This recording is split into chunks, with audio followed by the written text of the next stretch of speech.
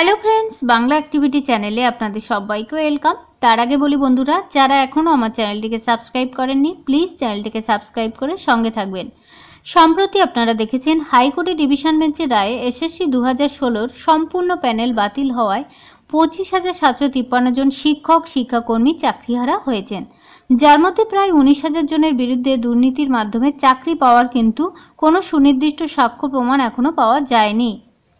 এই মতো পরিস্থিতিতে কালক্ষেপ না করে এই রায়কে চ্যালেঞ্জ করে দ্রুততার সাথে সুপ্রিম কোর্টে যাওয়া একটি অত্যাবশ্যকীয় কিন্তু পদক্ষেপ হবে।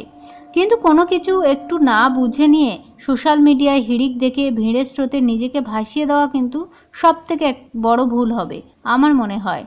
কেউ একটি অকালনামাতে গণহারে স্বাক্ষর করিয়েছেন, কেউ এমন একজন উকিলকে নিজের উকিল বলে চালিয়েছেন যাকে কোর্টে সরকার পক্ষের উকিল হিসেবে দেখা গেছে। আবার অনেকে দিল্লিতে গিয়ে ভেতরে ঢোকার ব্যবস্থাটাই এখনো করে উঠতে পারেননি, কিন্তু সুপ্রিম কোর্টে পাঁচিলের সামনে কিন্তু দাঁড়িয়ে লাইভ ভাষণ দিচ্ছেন অনেকে।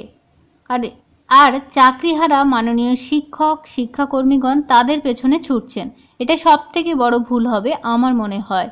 ভুক্তভোগীদের কাছে অনুরোধ, যোগ্য প্রার্থী হিসাবে মিনিমাম বোধগম্যতা কাজে লাগিয়ে সঠিক সিদ্ধান্তটা নেবেন। সুপ্রিম কোর্টের মামলায় পিটিশনার এবং মেম্বার অফ পিটিশনার হিসাবে আপনার নামটা যে নথিভুক্ত হয়েছে সেটা অনুগ্রহ করে একবার দেখে নেবেন। যে সংগঠনের সাথে যাচ্ছেন বা আর্থিক দেয় পাঠাচ্ছেন তাদের কোনো রেজিস্ট্রেশন আছে কি না, নির্দেন পক্ষে একটি স্থায়ী আস্তানা আছে কিনা একবার জেনে নেবেন।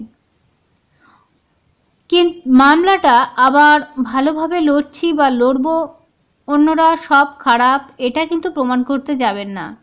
অনেকেই আছেন যারা শিক্ষা বা শিক্ষাকর্মী সংক্রান্ত বিভিন্ন বিষয়ে আমাদের অবস্থান, বক্তব্য বা সাজেশান শুনতে কিন্তু একেবারেই চান না। তাদের উদ্দেশ্যে আমার এই কথাটা কিন্তু আমি রাখলাম। যাই হোক,